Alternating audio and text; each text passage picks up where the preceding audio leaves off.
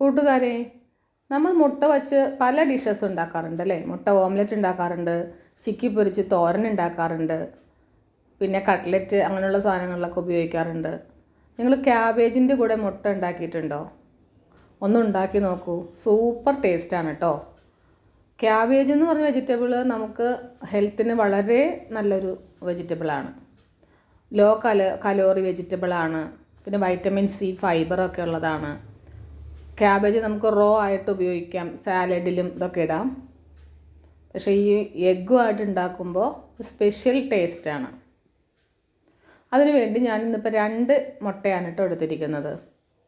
അത് കുറച്ച് ഉപ്പും വെളിച്ചെണ്ണയും ഒഴിച്ച് ഒന്ന് റോസ്റ്റ് ചെയ്തെടുക്കുക. ഒരുപാട് പൊടി പോലെ ആക്കേണ്ട കാര്യമില്ല.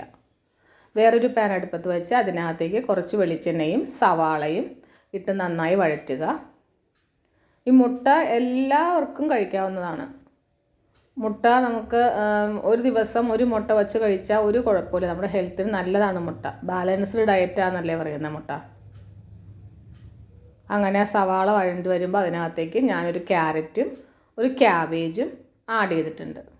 അപ്പോൾ ഒന്ന് പതുക്കെ ആ ഒരു പച്ചപ്പ് മാറുന്നത് വരെ ഒന്ന് വഴറ്റുക. ഒരുപാട് ബ്രൗൺ ആവാനൊന്നും നിൽക്കരുത് കേട്ടോ. ഇത് റോ ആയിട്ട് തന്നെ കിടക്കുമ്പോഴാണ് അതിൻ്റെ ടേസ്റ്റ്. കുറച്ച് ഉപ്പിട്ട് കൊടുക്കുക.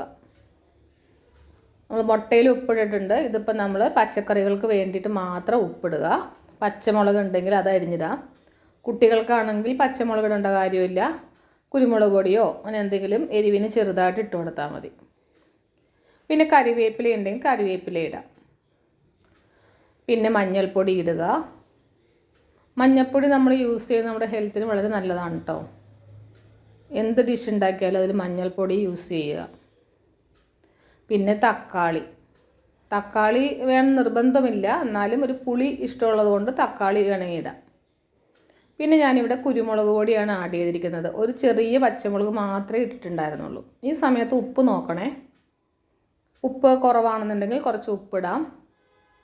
വേണമെങ്കിൽ കുറച്ച് സോയാ സോസൊക്കെ ആഡ് ചെയ്യാം. ഞാനൊന്നും ആഡ് ചെയ്തിട്ടില്ല.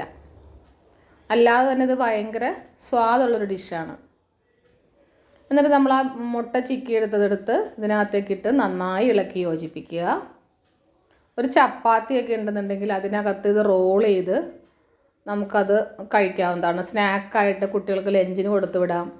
എല്ലാത്തിനും വളരെ നല്ലതാണ്. മസ്റ്റായിട്ട് നിങ്ങൾ ട്രൈ ചെയ്യണേ. Thank you.